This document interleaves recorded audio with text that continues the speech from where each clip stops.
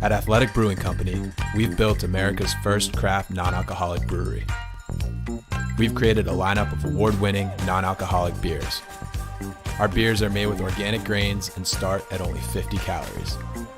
Athletic beers are perfect for anyone who loves being healthy and active, but also loves to enjoy great tasting beer with friends.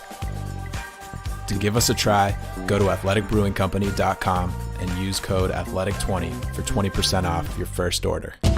We take care of the whole recovery process, getting them back to the level they were before they got injured, and many times even better. What's involved is preserving dreams. The first thing I do with any athlete is figure out their goals and then try to make a plan based upon that. One of the things that people don't quite understand about team physicians is how invested we are in these people's lives. We don't look at you as a guy with a shoulder problem. We try to understand what it is that makes you tick.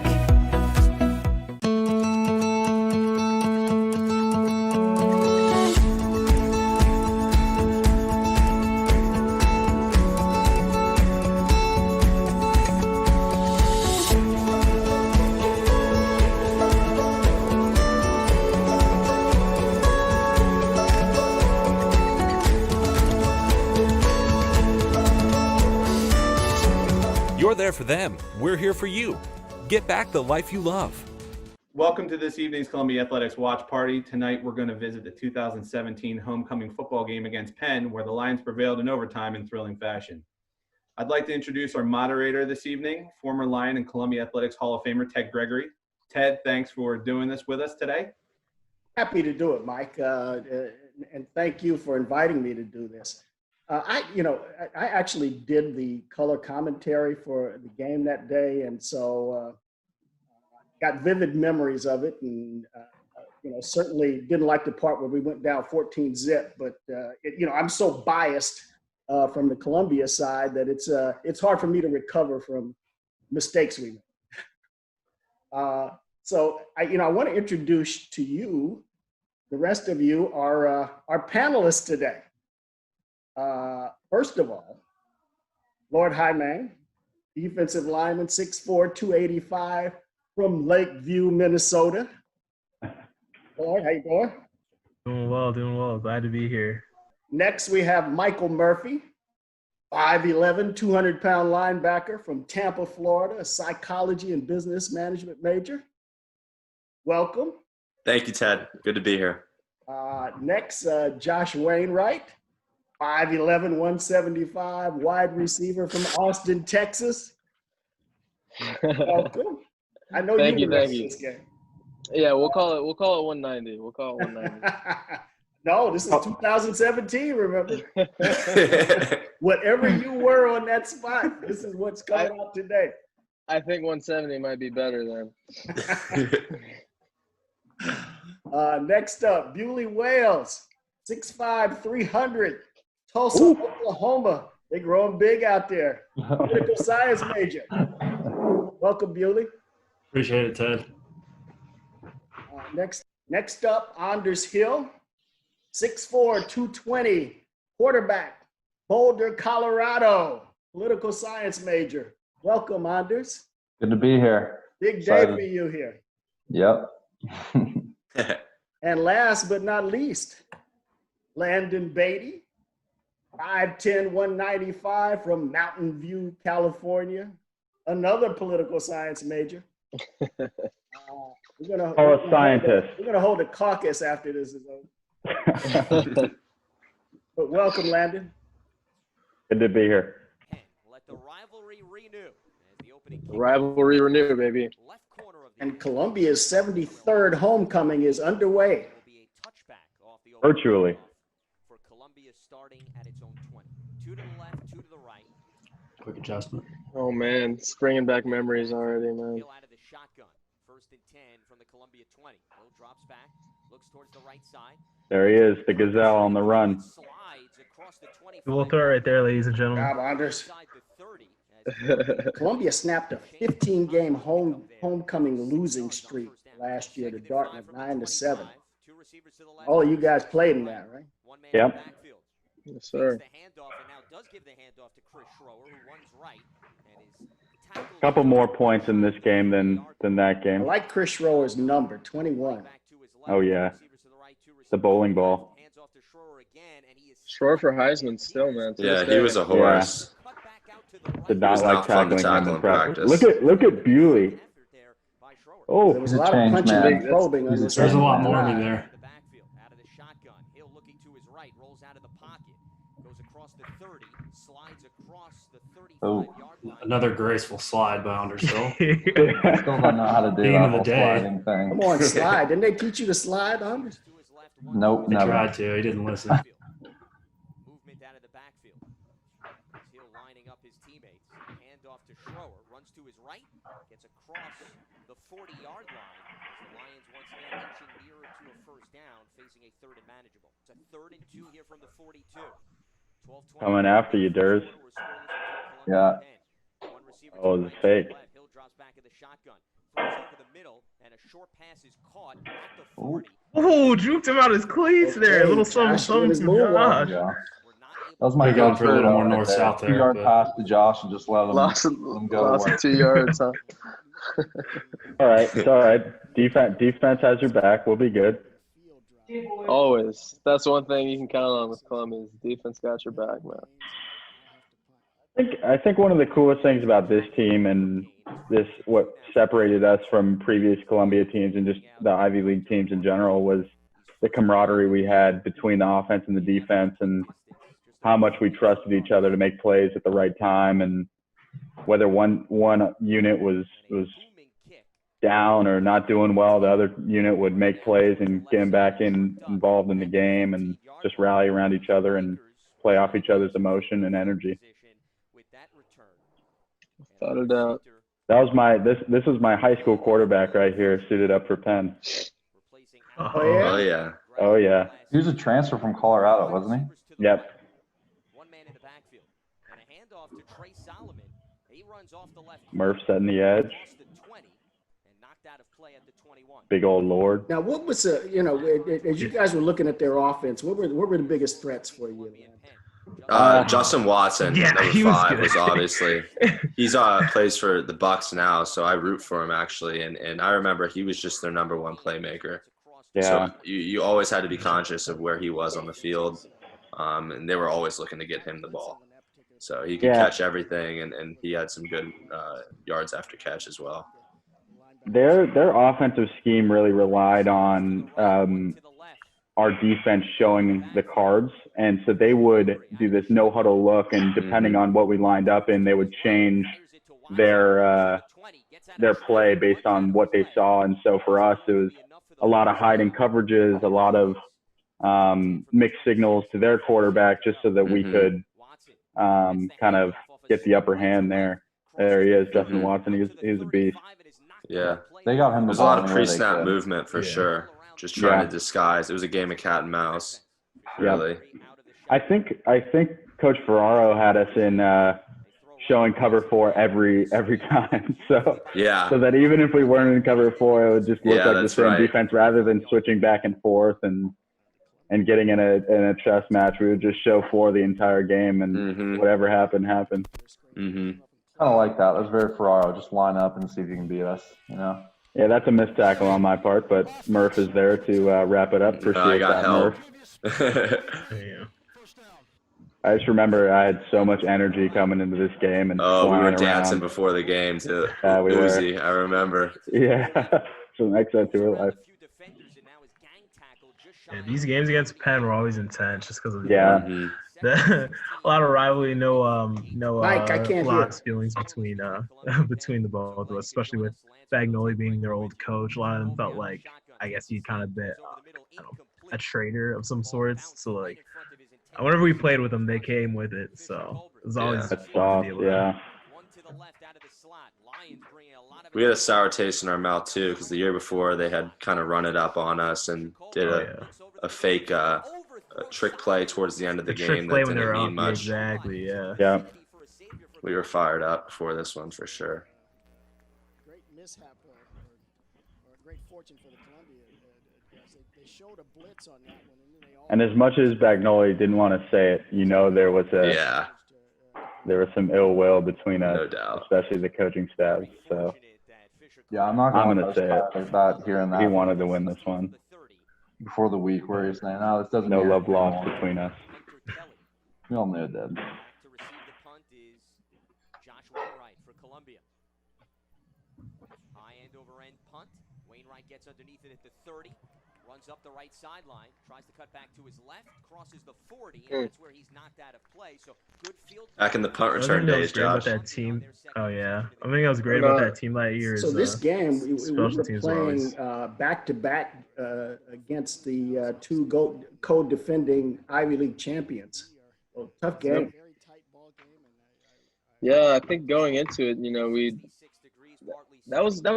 I'm glad you said that actually, because one of the things that I really noticed that week was it seemed like nothing was different with the team. It was just another week, and that is something that I really appreciated. And everybody was out there, the usual energy, the usual tempo, the usual mindset, the usual dancing before the games. It was just like a business trip almost, and I think I kind of showed itself on the field. During those 4 quarters, we treated it like business, and that is definitely something I remembered. It was just business as usual. Mm-hmm. From the 44, and Ted, it seems as if the Quakers' defense down the field has been on point today. That is very true. Our receivers have not been able to create any spatial room for Anders to get the ball in there. So each team now with one penalty on offense. 6:57 in the first quarter. I do think it took a while for us to get something going on the offensive side. If I remember correctly. Has a clean pocket, goes over the middle, and it's deflected and intercepted Oh. by the Quakers. It went off of the I'm fingers sorry, of Anders. I'm sorry. That's my fault. You're good. It's a great pass. Well, Anders gets the interception. You're okay. You bailed me out a few times too, so it goes around, comes around. It's all good. Man, I remember that one. Yeah, we can talk about the crowd later, but this was the biggest audience we've ever had. I recall. Yeah, we had over 13,000. I remember just saying whenever you have like a And quick the, change like that, we had the And the homestand was filled. Yeah. Oh, I remember this play. And if I didn't Big make that time, tackle, Landon would have been right there behind me to clean it Oh, up. of course, Murph. Michael Murphy, number 8. He was Michael lights out this Murphy, game. there He it was is. lights out this game. Hit the chest bump for Coach Bags there on the sideline. Stowe was fired up. Solomon in the backfield, parallel to Fisher Colbert. He hands off to Solomon, runs to the left, has space, cuts back to the right, twists around 2 defenders, and is taken down. Looks like we've got a. What did if you guys don't mind me asking, what did you guys think of what was his name, Solomon, the running back from Penn? Mm-hmm. I remember he had some decent hype coming into the game. Mm-hmm. Yeah. Oh, dang. Here's Justin. There's Watson right there. Solomon was good. He was a hard runner, a downhill runner. I remember he was coming off an injury, which kind of slowed him down a little bit. But he reminded me a lot of their running back this year, too, who was also really good. Just a good downhill runner. Yeah, he's a bowling ball. I remember he was better the year before we played at Penn just because of that injury, but yeah, he was pretty good. Oh, this was a big return. Came with a big return. So close. Yeah, that was another thing, Lord. I think you said something about it earlier. It's just the special teams was unreal this entire season. Block kicks, big returns, kick returns, punt returns. We were really it's always great when you cylinders. get trust on special teams to get you good field position or kind of turn the tide, get some momentum for you. And yeah, that was a big help throughout the season. Normally, there was a few things that got me more excited than watching Alex Holm get after a smelling salt and then just go knock somebody's head off on kick return. Yeah, he was a force.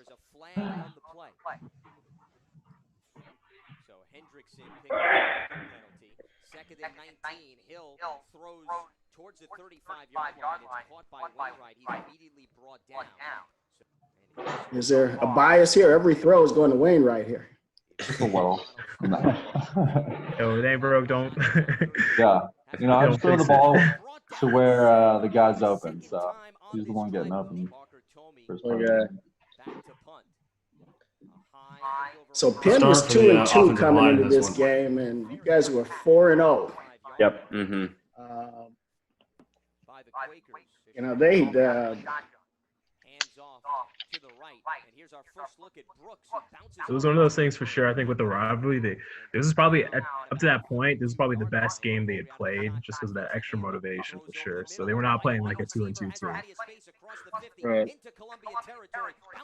And I don't think either team approached it like, you know, we were playing a 2-2 team or they were playing a 4-0 team. It was kind of just like a good old-fashioned rivalry. That's his only catch of the game, 29 yards, Steve Farrell. Yeah, they caught us in the wrong coverage there. I'll be honest, at this point in the season, I felt like we were invincible.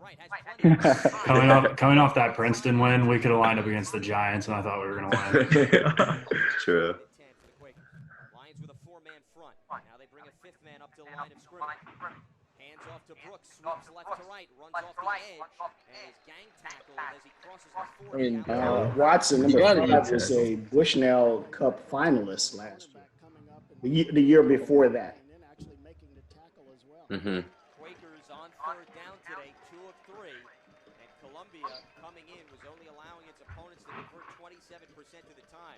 Last drive, they had a big third down gain by Watson for 20 yards. 2 receivers to the left. Brooks in the backfield to the left of Fisher. Colby out of the shotgun. Takes the snap. Looks to his right. Short pass is caught. Gets out of a tackle across the middle. Crosses the 20. He's still on his Oh no, another one. Not good. That was a bad one. If I'm not mistaken, I think we had one of our guys get injured on that play. Mm-hmm. That was Denzel. Denzel got hurt on that one. Yeah. That was the last play. He tore his Achilles. Oh, man. Yeah, I do remember that.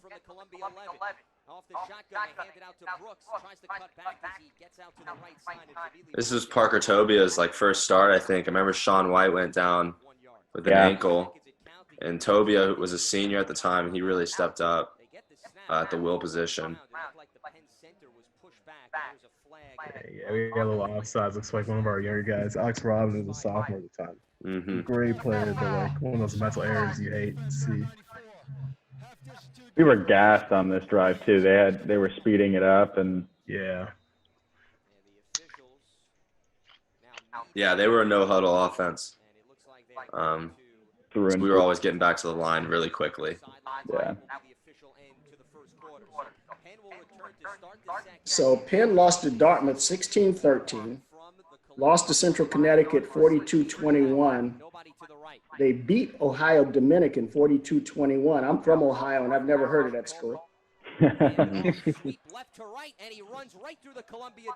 And they maybe beat was it Lehigh Old 65-47 the week before.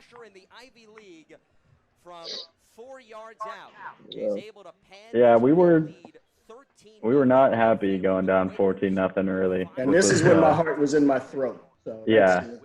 This is why I will never be a big-time announcer. Yeah. Yeah, I remember this. I remember being on the sideline, 14-0. You know, they went down and got a score, and everybody was just looking at each other like, we gotta do something. We gotta make it work. We gotta get on the board. I remember defensively it was just all missed tackles and some mental errors. So I know Ferraro was scramble Anders yelling. Oh God. Yeah, I mean, offensively, I think to start the game too, one of the things it was nothing they were doing. It was more we just kept shooting ourselves in the foot, whether that was between penalties, sacks, missed exchanges like that, just little things, the routine plays, as Bagnoli always says, that we weren't executing on. And then I think you'll see later in the game, once we started to do that, we got into more of a rhythm. Not gonna lie, my memory definitely does not serve to remember the 14-0 deficit. I just remember the win. I always remember that part of the game. I forgot how ugly the first part of this game was. Damn. Yeah, the fans must have not been pleased. I know a few of them left for sure. I know people that like left and then it's their came loss. back. They went and chilled at Park Terrace and then came back.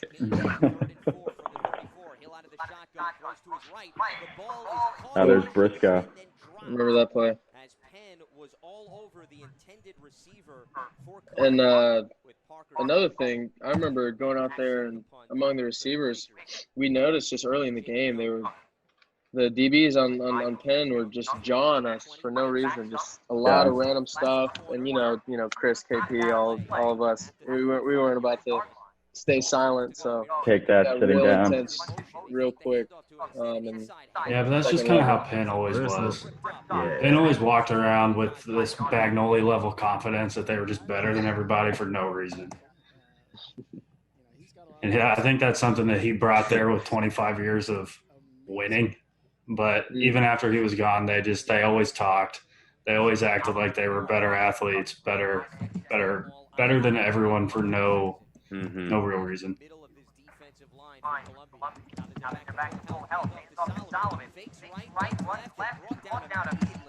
As once again he crosses the 35-yard line to the Lions defensive line with two nifty back-to-back stops. Two receivers to the left, two to the right. Out of the shotgun. Man, look at that. Hit that man. Hit that man, Lord. As Fisher Colbury took some hit, three Columbia defenders swarmed him immediately after the snap, and that was a necessary big opportunity for the Columbia defense, and it came through. So Hunter Kelly will come out to punt for the Quakers. Al Bagnoli scouted him when he was the head coach of the Quakers. Takes the high snap, and this is a short punt, which may have even been partially deflected. It bounces at the 40, rolls beyond the 35-yard line, and out of play at the 34-yard line. So good field position here to start for Columbia, right around midfield. Three receivers to the right, two to the left. Tanner Thomas now lines up to the left of Anders Hill. Out of the shotgun, hands off to Thomas, right up the gut, just shy of the 40-yard line. So a nice pickup to give the Lions a manageable second down here with 10.5 minutes to go. Second and 4 at the 40 for Columbia in its own territory. Out of the shotgun, hand off to Thomas, who crosses the 40, just shy of the 45-yard line, taken down at the 44. Offense is picking up momentum now. So what was happening during this week as this week was coming up? And you had that sense that you knew Coach Bagnoli's old team, and did you feel that from them, or did you create it amongst yourselves? How did that happen? I think it didn't. Go ahead, Landon. You'll be more eloquent than I will.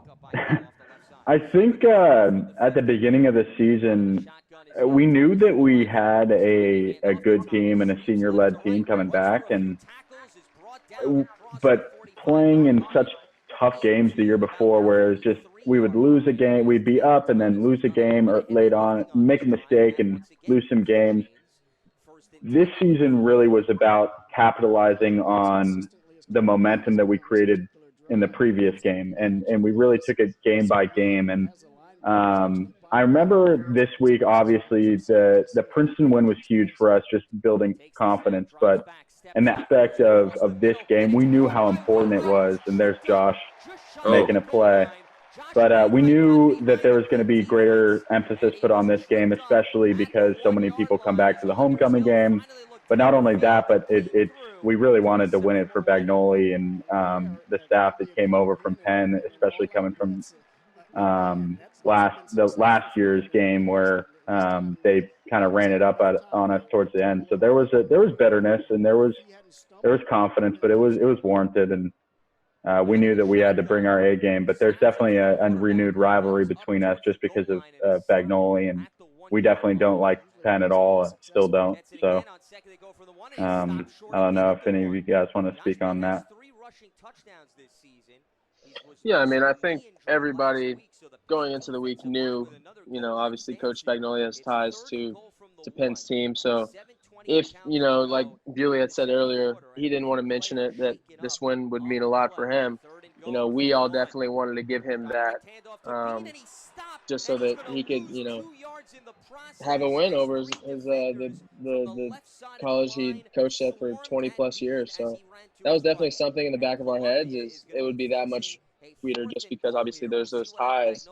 But, we knew they were a good team. We knew they had athletes. We knew they had Justin Watson, great running backs. And we knew we were going to have to play a hard, tough game, long game, physical game. So we really approached it, I think, the right way. And obviously we ended up coming out on top. So, yeah. Another aspect of it was, even though we were 4-0, like, we were still doubted every game, and everyone would count us out. Everyone would say, "Oh, that's lucky. You guys beat Princeton on a last second throw," and there was throughout the league, there's no respect. And so I think a message that we carried into every game was disrespect. Like, we had to earn everyone's respect. And this was a game that, look, the lights are on us. This is a primetime game. This is where you earn the respect. And so we knew we had to come in and look, Penn is a pedigree team and a perennial winner in this league, and we knew that we had to bring it to them. And even though they're 2-2, it doesn't matter. Once you go into the Ivy League, it's so close talent-wise that every game counts, and whoever wants it more wins. So we knew we had to pull out all the stops.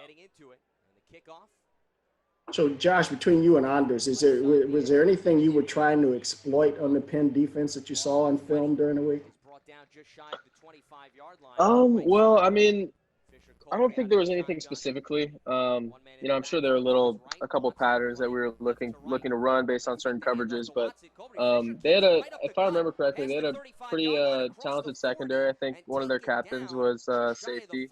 I remember the other safety was a big guy. They had a sophomore, a really talented sophomore who was starting. So really, I think we just kind of built on kind of the rhythm, the groove that we had hit in previous games that season, and just try to hit all the balls that we could and all the spaces that we could. And, Anders, he was great at putting the ball in the right spot. Bewley and the offensive line held it down for a large portion of this game, and we were able to find a lot of weak spots and holes in their defenses and make them pay. Yeah, I think another thing building on that too, I think we knew going into the game that if we could get them to show their coverage, we had a couple pretty big plays dialed up that we thought we could really capitalize on if we knew what they were going to do and could get the right play called. And there were a couple times where you do a hard count, try and get them to show. Fab would change the play up in the box and get us in the right position to execute. And I think we did that later on in the game better than we did at the start, just running the plays and the looks that we wanted to. And I think that really helped us as the game progressed.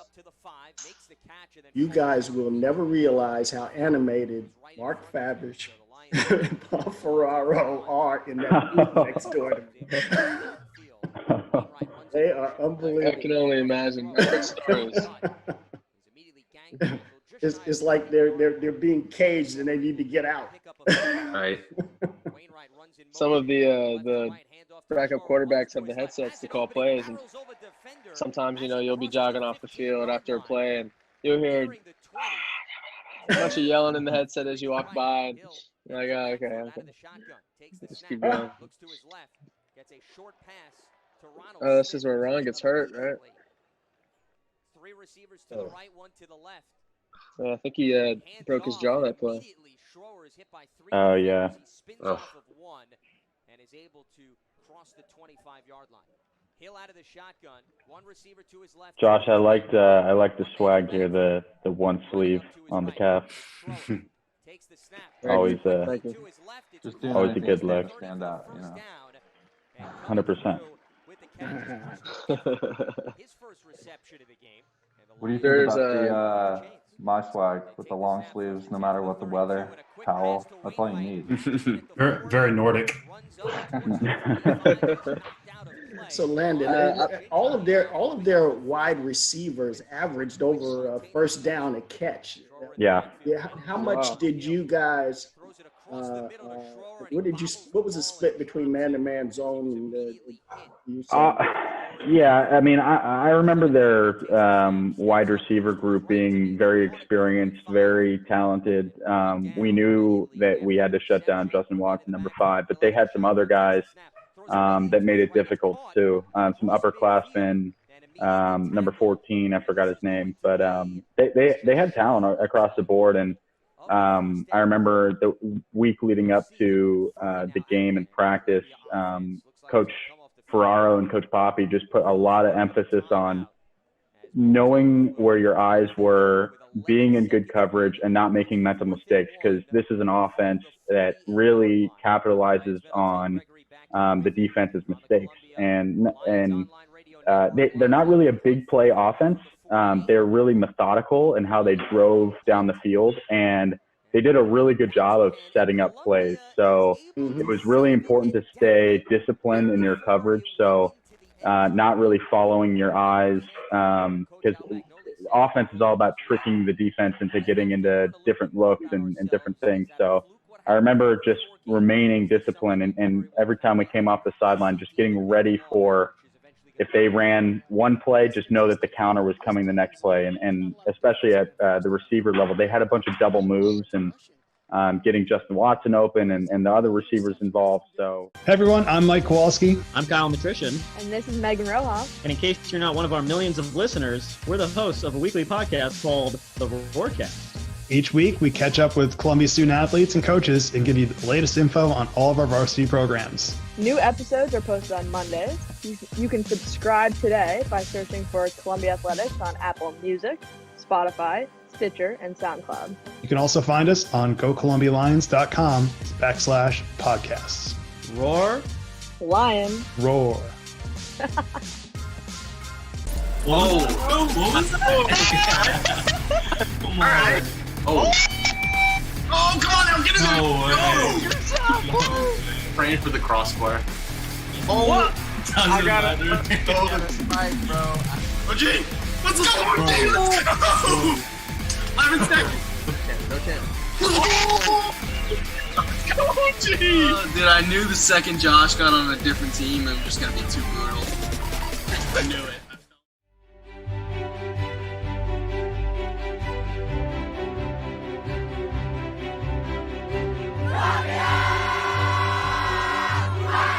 Launched in September, the One Roar Fund will serve as a vehicle to help all 31 of Columbia's varsity athletics programs and club sports to compete at the highest level.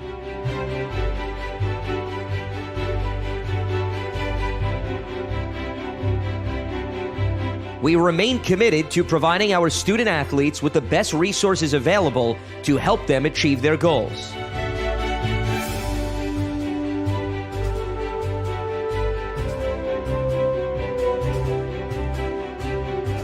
Although competition has been postponed, the competitive fire within our student athletes still burns as they await the call to return to athletic events.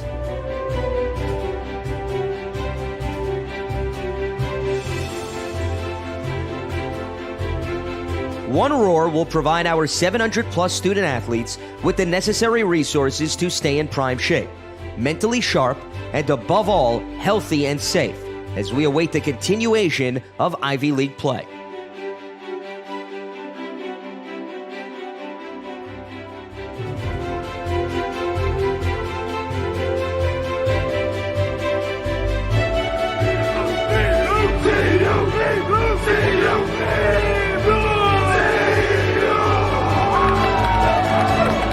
Together, we roar as one.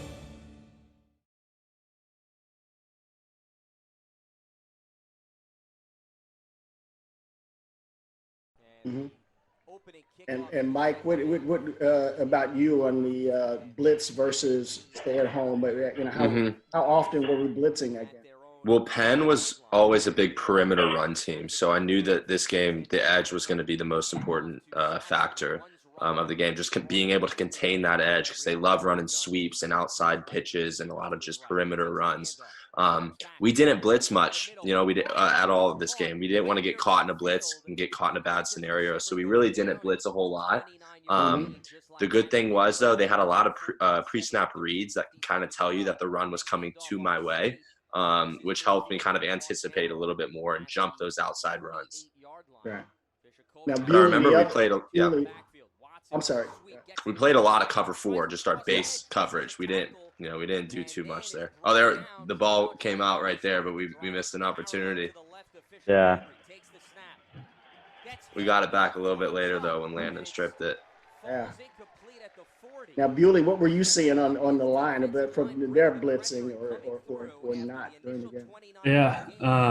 So they did a lot of games up front. A lot of tackle in, nose end, twist, stuff like that. So we just kind of knew going into the game that we had to be really kind of cohesive as a unit, right? We knew that we were going to have to play together. It wasn't necessarily that any of their guys were super talented, that they were just going to out-athlete us up front or push us around. They just did a lot of stuff scheme-wise that was difficult, had to really play with your eyes and not get caught leaning out of position. That was the biggest thing going into this one. Mm-hmm. As I Lord, how crawled about up you? off the Have you ground. seen a lot of double teams during this game? Yeah, so inside they did they had a couple inside runs off options. So it'd be running backs going outside and the quarterback might go up the gut, or the quarterback is looking and reading the end and he might go inside. And so on the interior there'd be double teams, but for the most part with the ends of the line, it's just more about being disciplined, the reads, and then hitting whoever's coming your way to block you. I'm telling them right there, it's a touchback. And That was a killer. And that was their one of their captains, senior linebacker. Yeah. I remember play there. We really had to buckle down after that. I remember that. I was like, it was a good play, good return. That's tough. Yeah. Yeah. This was a play that if this happens the year previous, we don't come back from. And I think it's a testament to the maturity of the team and just the capability of coming back from huge mistakes. And this too. I almost forgot about this, but you could just feel the momentum being stripped away. And it's a testament to the seniors and really every guy on the sidelines just kind of remaining confident that we could come back and compete, and ultimately win this game. But momentum is huge in football, and it was huge in this season. And just building off of each other's and not letting each other get too high or get too low. We definitely were pumped up at times, but not getting too low was huge. Yeah, I remember thinking here, usually comes from the senior class. Yep. And I think this was a 32-man senior class. So, and it was a bunch of guys that a lot of people respected, and all voices were definitely appreciate Oh, there it is. Yep. Here we go, Landon. All right. Landon stripped it out right there. That right there is the most perfect definition of Columbia's defense that you can give. Just had a pick six, just had a squib kick that Penn recovered. And, the very next drive, Penn gets the ball. They have all the momentum. They're coming. And you got our senior captain, Landon, coming down and stripping the ball, flipping the field on them. And now all of a sudden we're back in the game like that. We're back, yeah. I agree 100% with Landon. That is one of the things that really defined this team is there was nothing that was going to take us out of the game. Whether it was a squib, a pick, we always felt like we had a chance. Mm-hmm. For sure. It was a big thing, especially with Coach Murthy. One of his pregame speeches, Charlie Mike, was kind of like our mantra for that year. So it's like, no matter what happens, just continue mission. And then, for a lot of the games, things end up working out. So just kept rocking with it. Yeah, that's great. Yeah, you could tell you guys had the faith in this game because it was required.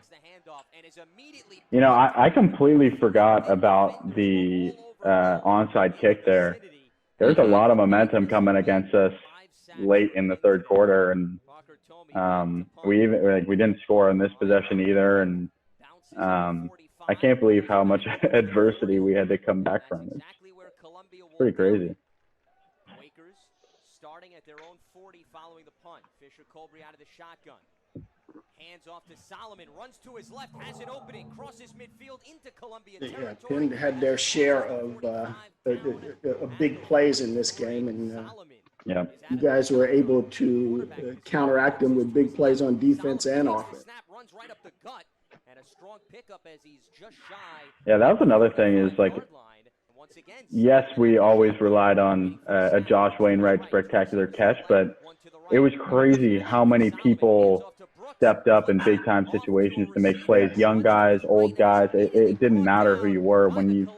There were so many guys that came to play, and it just made an impact overall on everyone. And I remember in the Princeton game earlier on in the season, we had a bunch of young guys fill in and at linebacker and all over the field, and they made a huge impact. And so it's just confidence across the board to really come in, and no matter, whenever your name is called, come in and make a play. And yeah, that was two in a row right there. Yeah. Wainwright dropping back to make the catch, and he will call for the fair catch. Columbia will take over at its own 7-yard. Oh, there's the killer look in Josh's eye. He's ready. Shotgun, he throws quickly to the right side, and brought down immediately at the 10-yard line is Emerson Cabus. That was for 2 yards. They played a good field position game during this particular quarter. Yeah. Yeah, they did. They definitely did. I don't think we didn't end up scoring again until the fourth quarter, did we? Yeah. Steps up in the pocket, throws over the middle. Sliding catch. Sorry, Anders. Nice. All good. Blasted on that one. All good. Gets back up. Always getting back up. I think at some point you got the way to hang in there. The typical red dotted on your long sleeve. Just pretty much every game, Anders wearing the white long sleeve, you'd see a red patch right here, and it's like, all right, that guy's a dog. By the second drive, usually. Get after him, Markham. That's when Jump's one of our trainers, people who don't know, but he'd always come over and try and like put a Band-Aid on it and fall off the first play every single time. So, Anders, what percentage of the time during this game would you say you audible? What's the percentage on it? I don't know, probably like 15% of the time or something. A lot of the plays we'd go in where it wouldn't be a straight audible. So straight audible, I'd probably say 15% of the time. But then there are a lot of plays we have where they're RPOs, so run pass options. Gotcha. Bert coming up big right here. A run pass options where it's one play, so you're not audibling out of it, but really as a quarterback, you have the agency to decide whether or not you're going to hand the ball off, throw it, based on the look of the defense. My preference is always to throw it, but sometimes you got to hand it off. Big play, Michael. That was Ryan Gilbert coming up from the free safety position and knocking it out. And I was just right there. Here, like, that's a big hit. Leaving the sideline, and after a turn, your defense gets a turnover, and they're coming off the field, hype, screaming, waving their arms, pumping their fists. Like, that gives you energy as a unit, You want to go down there and score for them. Instead, they hand off, and Schroer runs basically right back to the line of scrimmage and is immediately stopped. As once again, I think that going off of what Josh just said, I think it goes back to the fact that this team truly were best friends. Like, we enjoyed being together at practice. We enjoyed being together in meetings. Like, on the field, it just showed how tight we were as an offense, defense, special teams unit. Like, from seniors to freshmen, like, this truly was the epitome of a team. And that's what you see when you see the 8-2 and how glorious that was. But what I will remember are all the friendships and the tight bond that we really had as this season went on. That's great. I mean, football is the ultimate team game, and I know those same feelings. Because my guys, 45 years ago, we still got those same feelings. So it's you guys got a lot. All right. So, it's very difficult to tell the story of this game without this particular person. He stepped in as a freshman, saw action in all 10 games that year, won the Ken Gurman Award for the most accomplished outstanding first-year player, and also contributed on special teams. Justin Woodley, welcome. Woodley! Lay the wood. Oh, there he is. There he is. Showed Backdrop. And Welcome, beautiful. Justin. How are you? How are you guys doing? Are you in Chula Vista, California? I am. There you go. Nice. Not a bad place to be quarantined. Not at all. My favorite golf course is out there, Torrey Pines. Oh, wow, yeah. Fantastic. All right, Ted, let's bring on our next guest. All right. Oh, we got another one. Here it is. The Godfather New Haven, himself. Connecticut. Story I wouldn't don't be have complete time without for you to him. go through all of his accolades, and I would suggest you Google them because I find something new every time I go through them. So in his time, 36 years of coaching. Everybody is well.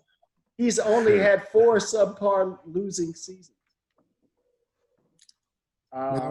Turned around 3 programs, and when he hangs it up, he's going straight into legend status. Oh, yeah. Coach Al I don't know about Bagnoli. that, but I appreciate There it. he is. Good to see you. I hope Yes. everybody is What's well. up, Coach? Doing well, doing well. Justin, you're working good. hard. I Doing, got to Coach. get all the guys with eligibility. So, Justin, healthy? Josh, you healthy? I'm good, Coach. I'm All good. right, that's good. And the other guys who don't have eligibility, I hope you're all hanging in there during these crazy times. Oh, yeah. This is, believe it or not, it's my 6th Zoom call of the day. Wow. I'm on the I all believe it. team, with recruits, with coaches.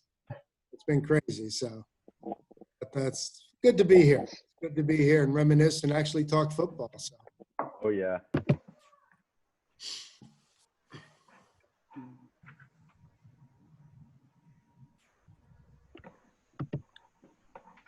All right, so 4th quarter here.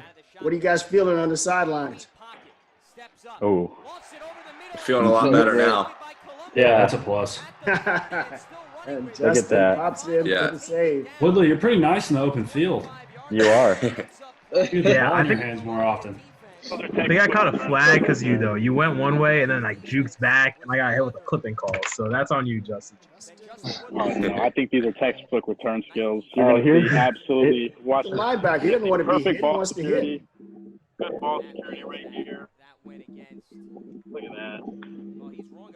It's not high and tight. It's not what Coach Ferrara preaches, but whatever. We'll I let it think that's slide. textbook. Nice connection, guys.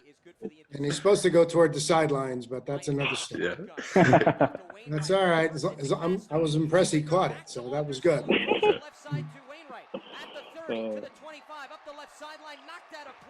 This is when you could really feel the momentum switch to our sideline, and I think the fans were getting into it more. And the whole game we were hit by adversity, and this was the time where we were like, okay, let's go. We finally have it. Let's go. Let's play Columbia football. Let's get this back.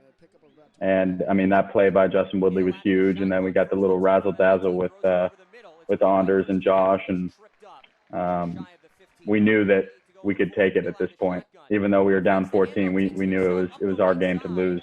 So The fans were ready all day long. mm-hmm. Oh yeah. Yeah, this game had a lot of momentum swings, and fortunately, they really didn't capitalize on some of the things that they could have capitalized on. The climb a little bit steeper, and it just kind of allowed the window to remain viable for everybody.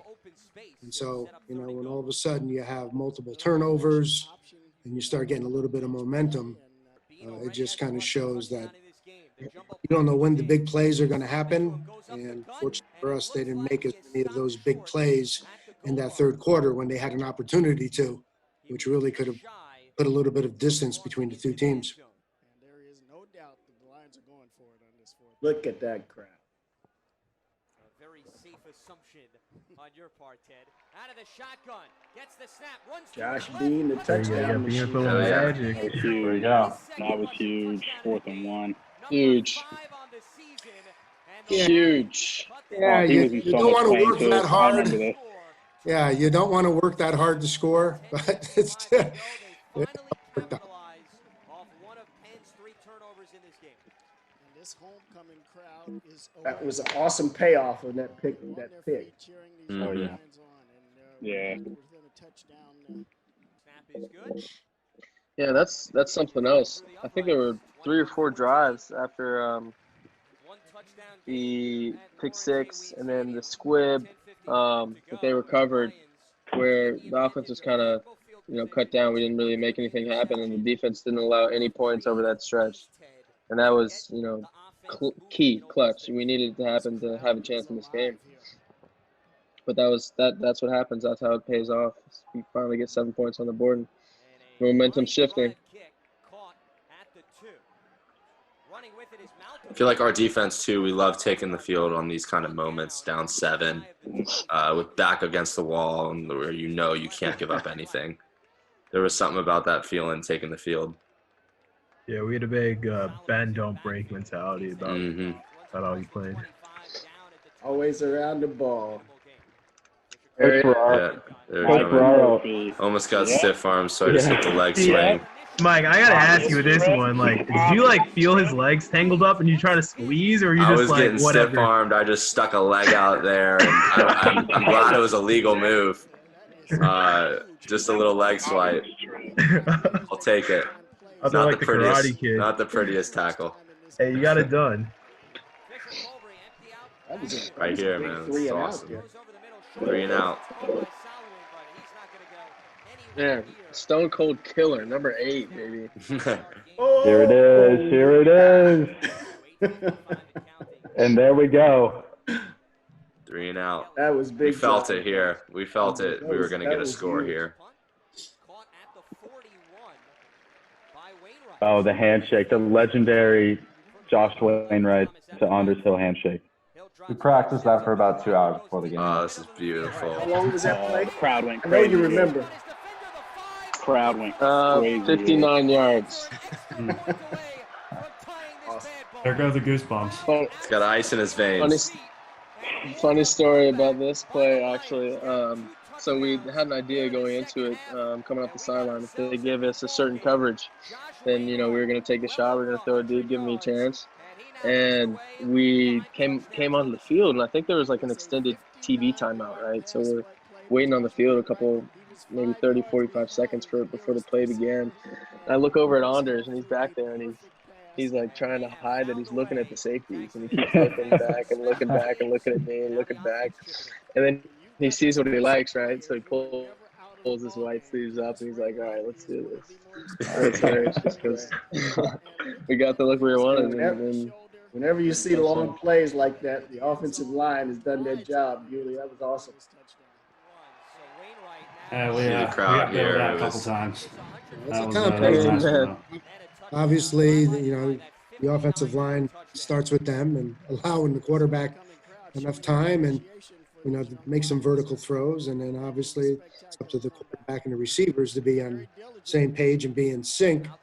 And when it all happens, it's really a fun thing to watch, because you practice so hard, trying to make those kind of plays and be a one-play drive. And when it does, when it comes to fruition, it's really gratifying from my end.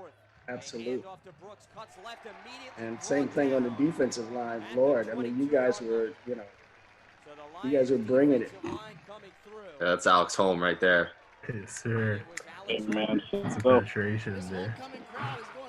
The energy here was just offensive line, defensive line were the most experienced units on the field, right? But yeah, we had big position groups On our between the two of side, us and a lot of seniors. So 7:29 to go. We are knotted at 21 between Penn and Columbia. Quakers deep in their own territory. Fisher Colbury out of the shotgun. it was great. You can even hear the crowd chanting getting into it too. Lines up to the right in the backfield. And he's back. There he goes. Pick of the It's quarter. awesome, man. I was so scared of fumbling that ball. Oh, that was a gift.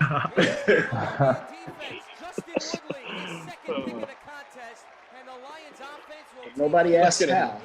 It's a freshman right there, taking the helmet off. Straight to the crowd. That's great. No, that was a great That's crowd. Alex Holm again on the pressure, too. Fantastic by Alex Holm, 2 plays in a row. That is a man that I am very glad he was on our team and not the other team. Oh my gosh. Yeah. Those kickoff returns were something special. A nightmare. Yeah. Oh, Him being I thought we had that. the lead guy on the kickoff return, I think it's one of the reasons why it's illegal now to double team him. It's him. They said, well, we can't give this guy any help. It would really be, an issue. So, but really a good story, how he made the conversion from big linebacker to defensive line and how well he did it and how hard he played and signature moment for him. He got enough to get the first down as Thomas found a slight opening to the right side of the line. Wainwright runs in motion. They hand it off to Thomas. He cuts. All right, whose turn is it? As he crosses the 10-yard Roy Schlager coming up. Roy Schlager. Roy loves that corner of the end zone. Ball's thrown over there. It's a touchdown. He has a knack for this spectacular catch, I'll tell you. Oh, absolutely. Yeah. It doesn't matter how many people draped all over him. It doesn't matter. This catch was ridiculous. Ridiculous. It was ridiculous. Just look at this. Come on, man. And the penalty. Like that. Don't do him like that, Rory. First team All Ivy this year. Yep. Deserved it, man. He deserves it. Earned it, too. But as it stands right now, it's a touchdown for Columbia. The tight end with the reception for the Lions. But there was a flag immediately thrown in the end zone, simultaneous to the catch. It's number 32. That penalty will be declined. Was on the play. Touchdown. Wow, this is the first lead of the game. First with lead all game. 4 minutes to go in the fourth quarter. It's a good time for it. Good time for it, 100%. And this is when everyone started flowing back into the stadium. First catch, huge touchdown as the Lions now are in front of the Quakers by a score. As is Eric Marks. This kickoff Oh, excuse me. end zone out behind the end zone for a touchback as the Quakers not even thinking about challenging. And they will take over at their own 20. We held him down most of that game. Two receivers to the left. Justin Watson. One in the backfield. Handoff to Brooks. Has an opening on the right side. Crosses the 25-yard line. Man, they love taken that down play. at the 27. Brooks out of the backfield to the left. One of the difficulties of playing this offense, and we knew it coming into this game, was they did that no huddle offense where they didn't really have breaks in between plays to for us to take our breath and align with calls from the defense coming in. And so this really relied on communication. And one of the things that I realized was we had a huge crowd for the first time, and it was loud. And it was really hard to communicate, especially on the far sideline to our corner. I think it was Cam Roan. And I think we had a couple busted coverages on this drive because we just couldn't communicate. And honestly, we weren't used to the crowd noise. And it was definitely a factor here. But we wanted to make an overtime game. So that's why they scored here.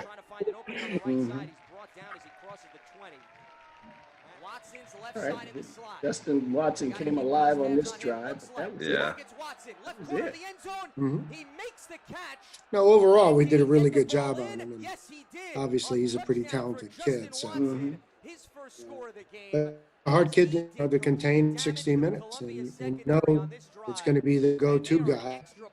Just like we threw it up to Rory, he's going to throw it up to him. and they feel comfortable he's going to come down with the ball. So, it's just one of those things. But, I think when you look at it from start to end, we probably did as good a job containing him on double screens and containing him on the vertical throws as anybody did that entire season. So it was one of the key games. Yeah. Kicks it off towards the right corner of the end zone, and it is going to bounce into the end zone, and Allen will take a knee, and it will be a touchback. So the Lions will start from their own 20 with a $1:21 to go in the fourth quarter. We're knotted at 28. All tied up. Here we go. Pocket, throws it across the middle, and it's caught by Emerson Cabus, and that will set up a manageable second down. Second and 3 now at the 27. Lions have 2 timeouts. Out of the shotgun, takes the snap, looks left, and the ball deflected at the line of scrimmage, incomplete. Hill out of the shotgun. 2 receivers to the right, 2 to the left, and a flag thrown, and it looked like Penn jumped off sides. So the Lions now with a fresh set of downs. First and 10 from their own 32. 3 receivers to the left. Hill drops back out of the shotgun, throws it over the middle to Kastner. Makes the catch, crosses the 40, and is down shy of the 45-yard line. Kastner with his second catch of the game. First and 10 at the 43, 43 seconds ago. Hill out of the shotgun, throws right at midfield. It's caught. Their defense, they played very well early, and then you guys figured them out and started getting chunk yardage on them. But that was a pretty senior-led defense. All the 3 linebackers were all seniors and 2 captains in the linebacker. So it was a tough team he took on. 3 receivers to his left, 1 to his right. 1 in the backfield. Drops back. Takes Yeah, I think their defensive end actually took his 5th year at in the SEC at Vanderbilt. Yeah. Absolutely. Yeah, they were good, and again, they were confident. They had a lot of success the previous 2 years, and so certainly they came in expecting to win and expected to play well. So it was just up to us to make sure we can match that kind of emotion and intensity and efficiency.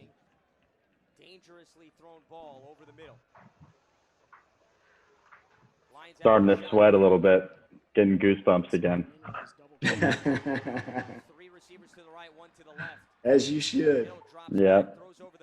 This is actually the first time I've watched this since the game film after in 2017. Right. I've seen clips, but never the full game. Yeah, I'll go watch the highlights from time to time. I'll admit it. Oh, 100%. The one that gets me is the end of season highlight. It's that one. I can't watch that one without tearing up. Oh yeah. All right, Justin, what are you feeling at this point? Yeah. Justin, what were you feeling at this point? At this point, I was feeling pretty confident, honestly.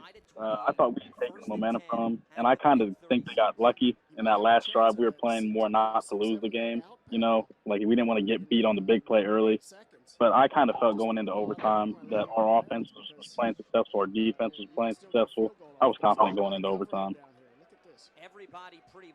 And you got to remember that, we were in a situation that, we haven't had much experience in. Right. Tight game, late, protecting the lead against a really good team. So again, there's always a learning curve there. And, I'm glad that ultimately we prevailed, but, it was certainly a teachable moment at that point. Play free and play loose and play not to lose, and, just take care of all the details. And, to Penn's credit, they did a nice job to convert and tie the game up, but we never lost composure and we never lost confidence, which was equally good to see from the Columbia side. Yeah. Yeah, that's a good-looking group of captains right there. Oh yeah. Good-looking Don't like that anymore. Yeah, and again, they'll look even better in a few minutes. Well, the toss of the coin becomes huge in overtime. Yeah. So our ability to win it, kind of dictates how you play the game and what you need. And, it's one of those things that a lot of fans don't realize, but, you know, you always want to be on defense initially if you can. And so that winning of the toss was huge. It's not really prevalent to this game, but I will say Bewley called a great coin flip at all the away games. I think we didn't lose a single coin flip when Bewley was calling it. We haven't been the same since then. Hey, that helps. It was one of my hidden talents. Really, to be honest with you. You got to go play roulette. Gosh, I remember this feeling. This is crazy. It is weird though, and I guess you guys can speak to it too. Though, when you're watching games on ESPN and you're seeing that people are in overtime, you get nervous. But were you guys nervous at all during this time? I don't remember being like nervous. Well, I was for sure nervous. I was happy when we won the toss. It was like, all right, defense first. Now, if we like do this well enough, we can take some pressure off the offense. Like they might only get a field goal if we can like lock them out. If they only get a field goal, we can win the touchdown. But I'm thinking like, all right, we do our job on defense, and then we can like win it because I had a lot of confidence in the offense to be able to put some numbers up. It's a big TFL, Mike Murphy. That was. Stadium knew where that ball was going. It was going to Watson, so kind of guessed right there in the gun. Good guess. Even better tackle. Huge play coming up because it's a difference between whether they can pick up a first down and go for a touchdown or settle for a field goal.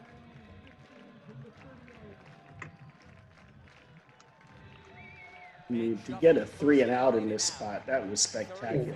Huge. And honestly, that their field goal kicker, you know, who's really strong-legged and very talented, you know, he made that kick look easy, but that wasn't a chip shot by any means. Right. So, to his credit, he hit it, and he hit it with some authority, but he did a really nice job to force a very long field goal attempt, which, you know, they converted, but ultimately it paved the way for the next series. Yeah. I remember watching this, and he barely made this field goal, too. It hurt so much watching this ball go in because it didn't cross the field goal to the inside of the field goal post till right before it went in. Like, I remember I couldn't believe it. I thought we'd won the game, and then it just snuck in.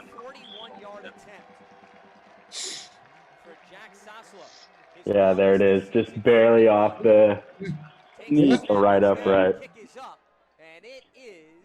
And now Big Durs comes onto the field. Let's see what you got, Durs. Here we go. The first two plays aren't great. So. Yeah. That's the thing. And people don't remember. Here, guys, too early. It was 3rd and long. Yeah. Oh, yeah. It was 3rd and long. Oh, yeah. And then we're thinking about, okay, we don't get it. The field goal range for our guy. And, you know, so we've got all those variables. You know, fortunately, we never got to it. But the series did not start off great. Very true. Let's wait until 3rd down. I have a good feeling. Nice to know that Get another right play. We called that, and I was like, here we go. We know what we want. Hill takes it himself, runs to the right, and is immediately brought down as he crosses. Probably should have pitched that one. Yep. Oh, I thought that was the play. My bad. 3rd and 9. And this is not an easy field goal for Orrin either, if you guys think about it. Yeah, no, that's what I'm saying. You know, his leg is not nearly as strong. As hard as you've been hit all day. Here we go. And Josh, you're not underneath that, are you?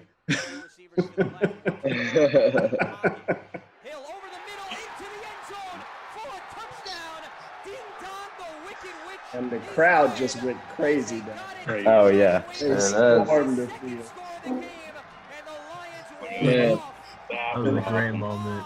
It was about as dramatic a moment as there probably anybody will ever experience. And right next door to me in that booth, Ferraro and Fabish are dancing on the table.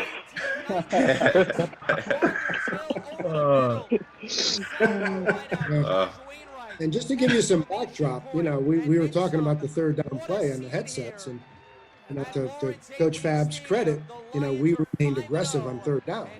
We could have went and tried to get 5-6 yards, much safer underneath, and shorten the field goal attempt and take it to second overtime.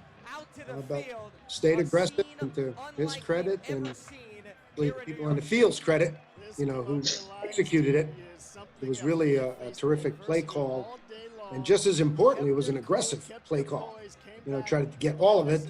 And I think we wanted to isolate the one safety, and we finally got a chance to isolate him, and the rest is history. But a lot of people had an imprint on that success. Not only the people on the field, but also Coach Fabs and the offensive staff game planning it and then calling it in that situation. So kudos to a lot of people. And Josh, they were able to hold you up that long because you were only 170 pounds. If you'd been 190, it wouldn't have lasted that long. Wouldn't have worked. There we go. It wouldn't have worked out. When the smoke cleared, I thought I was going to get a call from the officiating group. You almost Throw the killed ball right at him. I was waiting to get some kind of reprimand from them. Oh, that made it so much better, though. That spike is legendary. And I think every program and every class has a signature moment or wants to have a signature moment, and that was the signature moment for that season. And quite frankly, it could have been the signature moment for lots of seasons, and it'll be remembered long past this decade or and probably decade after that. So it was just a thrill to be a part of, and everybody who's involved with this should just take tremendous pride in being part of that process and being part of that event. It was awesome. And what I loved about it, it was like a total team effort, because even if you just look at the overtime, defense did its part, offense did. Mm-hmm. That's beautiful. Yeah. Agreed. No, there's no question.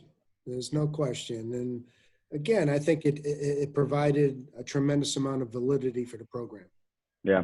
That's what you're always looking for. You're looking to validate everything that you're teaching and everything that the kids are doing. And you need a couple of these signature moments, so the kids realize that what you're telling them and the work they're putting in, they're getting something from it. And this was probably the best example of that, that we could probably ever preach. So it was awesome.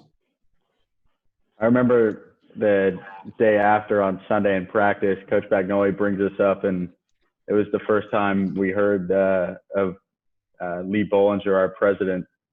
He sent an email to Coach Bagnoli and told the team to say congratulations and everything. And that was big for us because we never really heard from him. So we knew it was making some sound waves. Yeah, but maybe not in that context. Yeah. You might have heard from him.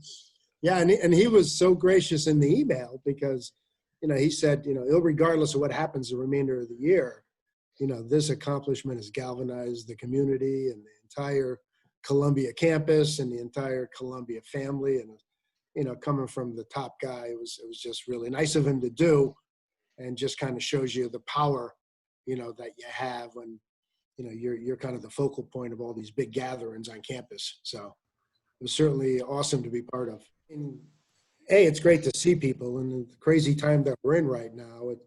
It's certainly everybody's working remotely. They're all over the place. So it's awesome to catch up with everybody. And B, it's that year was magical in a lot of sense. And it was the culmination of lots of people's hard work, the adversity that senior class had gone through to get to that point, and their accomplishments for that season. And then that game in particular, was just really special for me to be part of, and very, very gratifying just to kind of watch the team grow and mature, and just collectively, whether it was offense or defense or special teams, just come together in such a way that led to that kind of season. So kudos to everybody. Congratulations to everybody. And in this crazy time, I hope everybody remains safe and healthy and well, and we look forward to getting back to some type of normalcy at some point soon. But thanks for letting me be part of this. And Remington, you know, coaches don't get to do that very often, so we're worried about trying to get ready for preseason camp. But thanks, Mike, for everything that you do, and thanks to everybody there, and Ted for for narrating everything, and we appreciate it, guys. So look forward to seeing you live at some point soon. Thank you, Coach. Absolutely. Thanks, Coach. Thanks, Appreciate it. Thanks, Coach. Thanks for having us. And what I would add to that is, before this season, this particular season started, I told 2 people we were going to go 8-2 or better. President Lee Bollinger and George Van Amsen, a former trustee and a classmate of mine. And for the longest time, thought the or better was going to be it. But